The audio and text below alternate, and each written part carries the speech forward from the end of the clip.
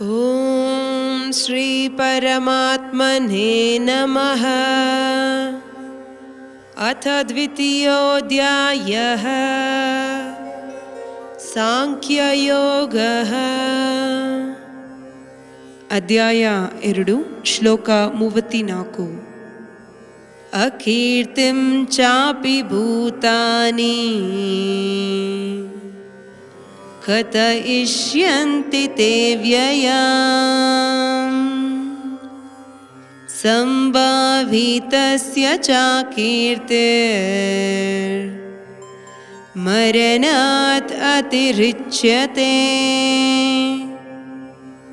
ಶ್ಲೋಕನ ಅರ್ಥ: ಮಕ್ಕ ಎಲ್ಲ ನಿನ್ನವ ಅಂಜುಗುಳಿ ಯುದ್ಧವ ಬಿಟ್ಟು ಓಡಿದಮ ಎಂದು ಏಡ್ಸಿಯಾರ.